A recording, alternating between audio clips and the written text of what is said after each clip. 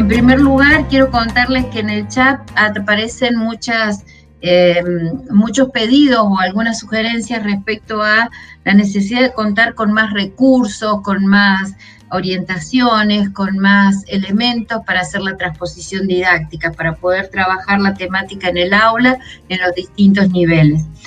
Por supuesto, esta es una demanda que acá no la vamos a poder satisfacer, porque es como construir necesitamos tener un paquete de recursos, que los hay, están en los distintos programas de los ministerios de provincia y de nación, pero sobre los que seguramente podremos seguir trabajando y necesitaremos seguir trabajando, y en esa construcción de recursos todas estas voces, todas estas miradas resultan sumamente necesarias para su renovación y para su actualización.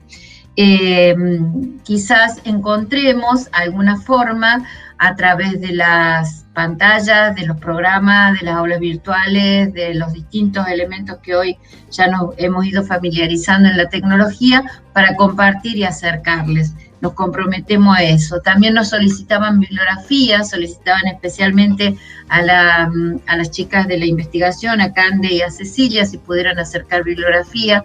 Probablemente encontremos alguna forma de que en nuestra página de dirección o también desde desarrollo curricular vayamos trayendo.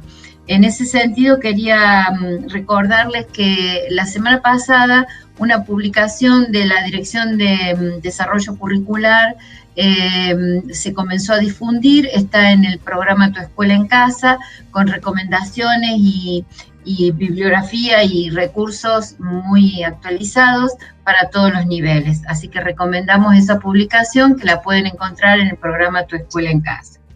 Respecto a los temas y a las preguntas que han ido surgiendo, hay una pregunta bastante recurrente que desde distintas perspectivas alude a la transversalización de la educación sexual integral.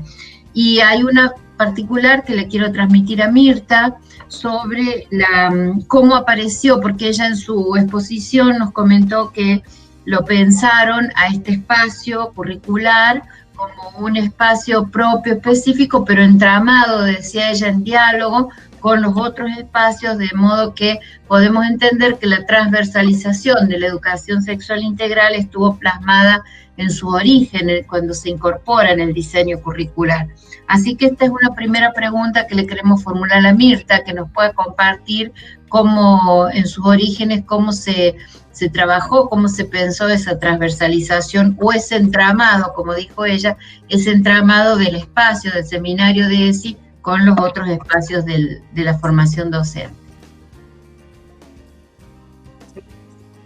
Me encanta porque pues, en principio compartir que uno está todo el tiempo resignificando el texto curricular, ¿no? Es un texto que tiene sentido y tiene una lógica que se construye y reconstruye todo el tiempo.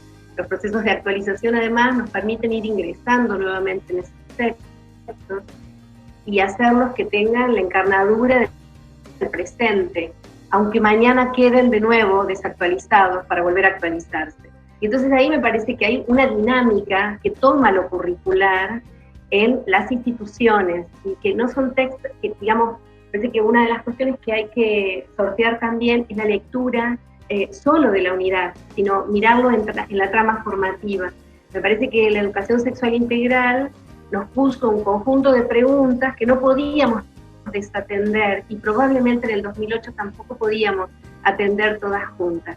Y sí, lo que hay a lo largo del texto curricular son espacios que van, por eso yo hacía mención a esos, creo que podríamos abrir muchos otros, pero que fueron, van abriendo puertas, porque meterse con creencias es desmantelar un conjunto de capas instaladas, ¿no?, sedimentadas a lo largo del tiempo, que además configuran la inscripción de cada uno de los actores que se forman para docentes.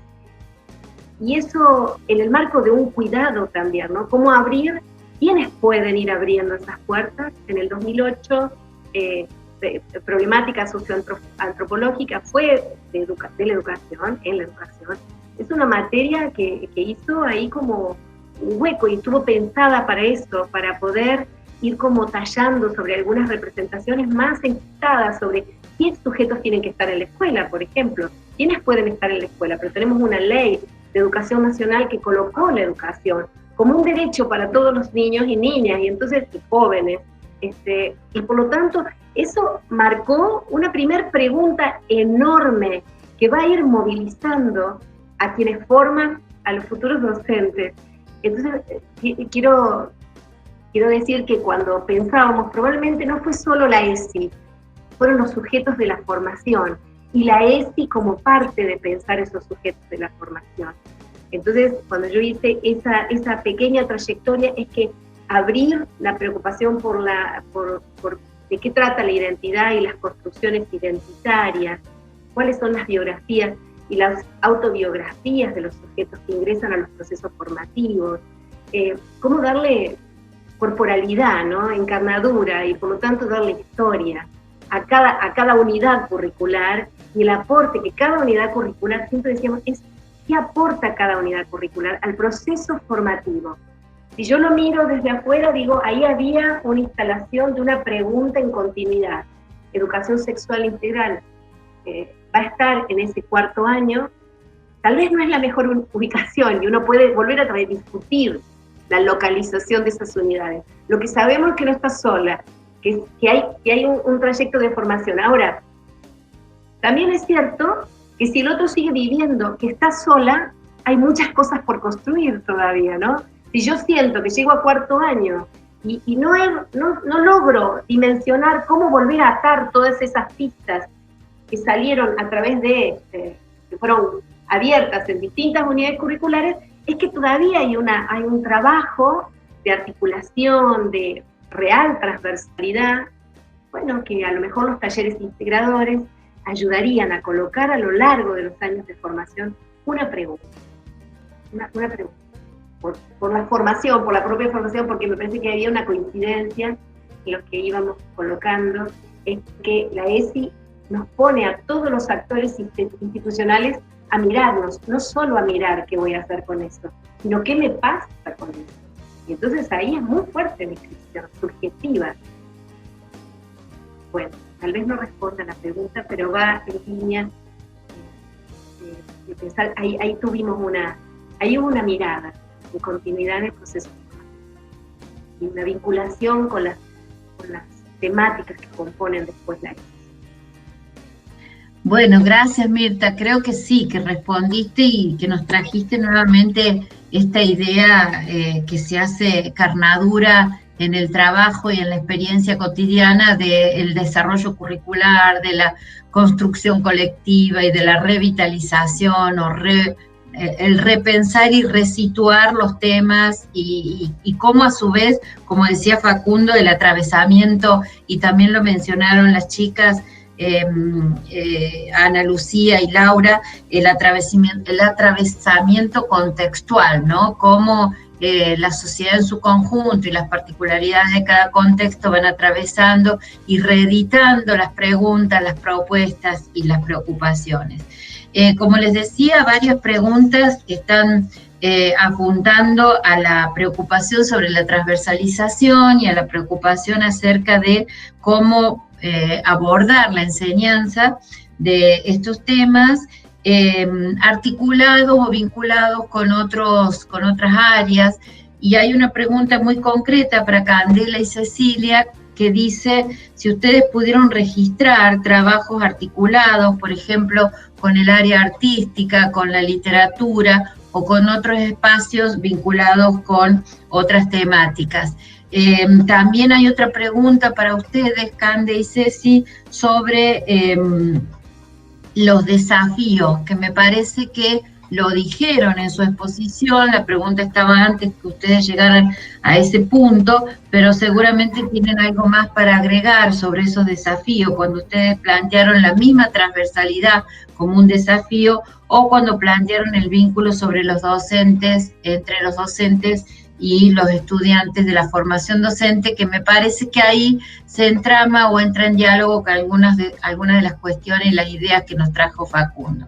Así que me gustaría si Cande y Cecilia pueden contarnos. Lo primero, les repito, es si encontraron alguna actividad articulada con el área artística, y lo otro es ampliar estos puntos del desafío. Bueno, no, yo les había comentado que había sido un emergente la transversalidad, si bien nosotras nos enfocamos más bien en el seminario, pero fue un emergente que quizás puedo reconocer que no indagamos en profundidad, pero que notamos que había ausencias y dificultades para la institucionalización de la ESI.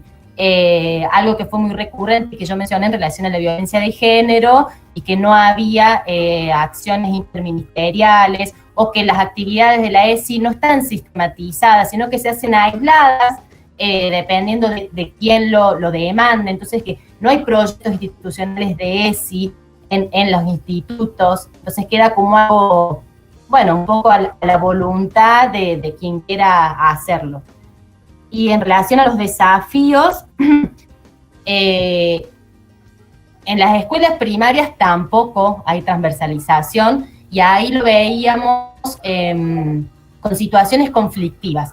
Cómo se aborda una situación conflictiva. Y les voy a contar una muy breve, por ejemplo, que recordaban las docentes cuando una niña va con calza a la clase que sale de la clase de gimnasia y va, que es un clásico además, y que va a la escuela y tiene calza, entonces le dice que se larga a llorar porque el nene le dice, mirá la empanada que tenés. Entonces, cuando van a dirección, la directora le dice, bueno, vos también que te venís con la calza. Entonces las practicantes, que son estudiantes de formación, veían esto en la escuela primaria y decían, entonces, ¿qué pasa? Porque acá no hay un abordaje de una situación conflictiva con perspectiva de género ni de derecho.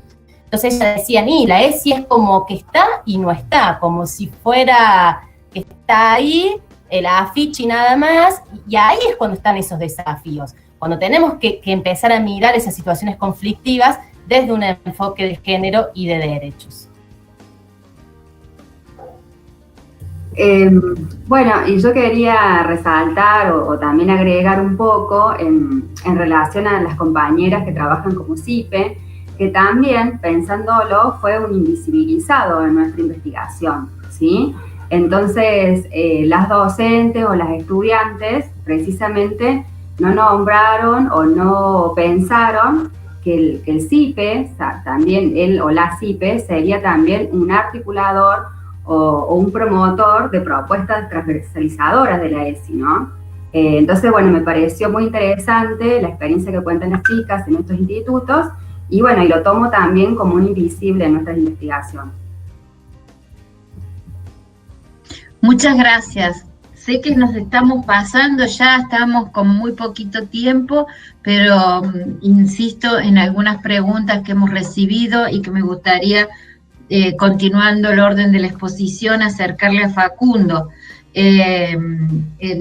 Bueno, agradecerle a Facundo que nos ofreció también la posibilidad de seguir nutriéndonos del cine y de la literatura para abordar estas temáticas, pero también en esta idea de la escuela que se produce y se reproduce, y el papel de los docentes nobles, y de la cultura institucional, me gustaría, hay una pregunta referida a las diferencias, al tratamiento de la escuela, cómo ves vos a la escuela en este tratamiento de las diferencias, tal como lo planteaste. Acuerdan en que la ESI sería como un espacio contracultural, y cómo la escuela debe tramitar esos espacios contraculturales o esos temas que, como la ESI, aparecen visibilizando las diferencias o la diversidad, ¿no? Justo en el marco del ciclo que nos está convocando. Le damos la palabra a Facundo. Bien, bueno, es una gran pregunta, ¿no? Creo que por ahí es donde estamos tratando de trabajar y de incidir, es en ese punto. Hay una tradición, digamos, de la escuela que tuvo que ver con la normalización, ¿no? Y que ahora se está poniendo en jaque, digamos, que hay un desplazamiento a partir de de muchos movimientos que se vienen dando en la sociedad, digamos que lo mencionaba con el tema de la ampliación de derechos, pero esto hay que situarlo también históricamente en todos los movimientos feministas y sociosexuales, ¿no? que van avanzando y planteando, poniendo en la agenda educativa, temas que antes no estaban y que llevan a visibilizar prácticas que venían reproduciendo cuestiones vinculadas a la desigualdad. Entonces, ¿qué hace la escuela con eso? Me parece que por eso la ESI, digamos, es tan complicada, porque no solamente se trata de introducir un contenido nuevo, de venir a dar ciertos conocimientos, sino que se trata de revisar prácticamente todo, ¿no? La ESI, más que un conjunto de contenidos, siempre decimos en el programa, es una perspectiva, es un enfoque, es una manera de mirar, y es una manera de mirar no solamente la currícula, no solamente los contenidos que enseñamos, sino también cómo enseñamos esos contenidos, o sea, las metodologías, las concepciones de sujetos que tenemos, cómo pensamos a estudiantes, cómo pensamos a la escuela, cómo pensamos todos los rituales de la escuela, cómo pensamos a la comunidad educativa, qué relación establece la escuela con el resto de actores de la sociedad, con la comunidad educativa. Son muchos los factores, ¿no? Y ahí está esta contraculturalidad, ¿no? Que la ESI viene a traer una mirada nueva que nos lleva a deconstruir muchas prácticas, muchos rituales, muchas formas que tenemos de enseñar, de aprender, de ocupar el espacio, de distribuir los espacios, de diseñar arquitectónicamente los baños, pensemos. O sea, es muy radical el planteo si lo llevamos hasta las últimas consecuencias. Entonces, ¿cómo lo hacemos? No habría una receta única para hacerlo. Sí habría, digamos, ciertos principios éticos o un compromiso.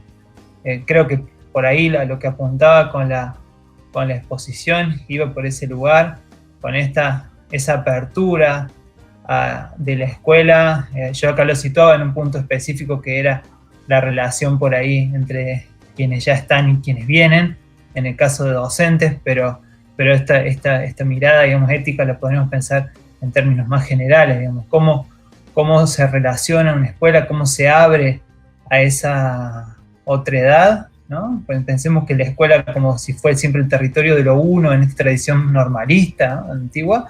Bueno, cómo se abre a esto, a lo otro, y cómo hace que eso otro la interpele, la transforme, la modifique. Y bueno, y ahí hay que pensar mecanismos y formas, digamos, y procedimientos que van a funcionar de acuerdo a cada realidad específica, ¿no?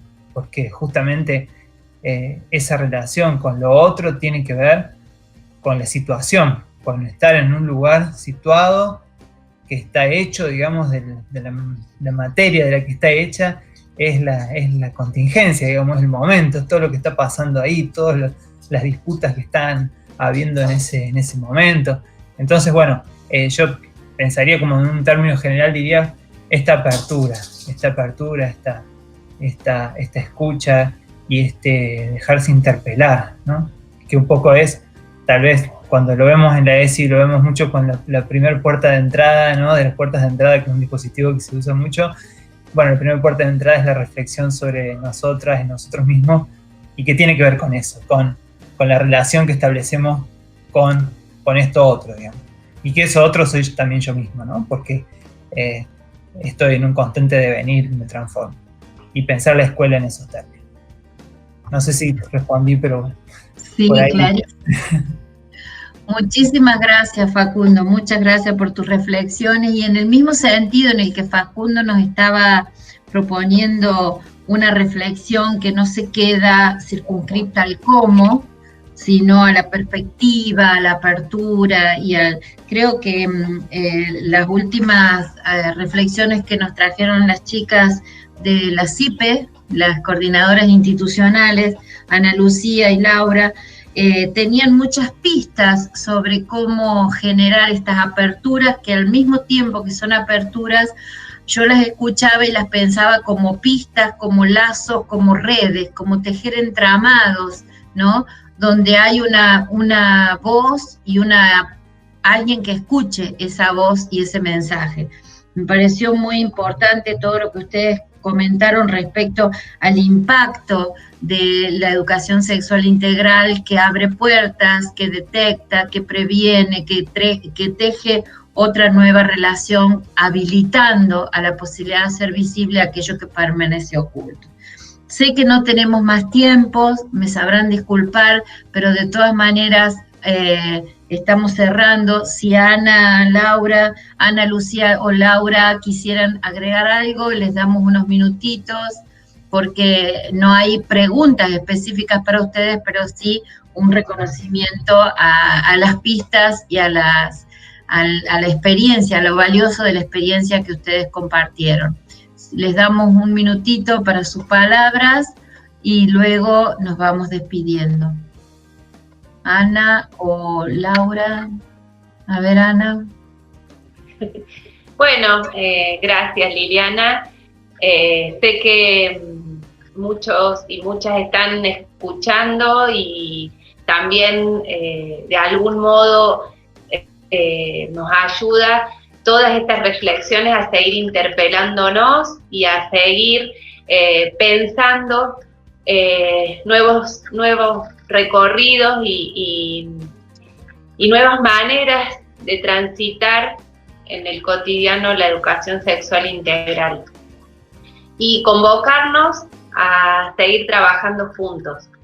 Me parece fundamental que podamos entender que a esto lo construimos entre todos y todas, y que con más resistencias o menos resistencias con las que nos encontramos a diario, vamos a poder avanzar y vamos a poder, animarnos a vibrar con la educación sexual integral en cada espacio de nuestras instituciones, en nuestras comunidades y de nuestros lugares cotidianos, como también son nuestras casas y nuestras familias.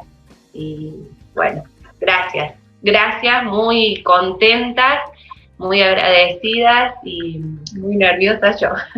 Gracias.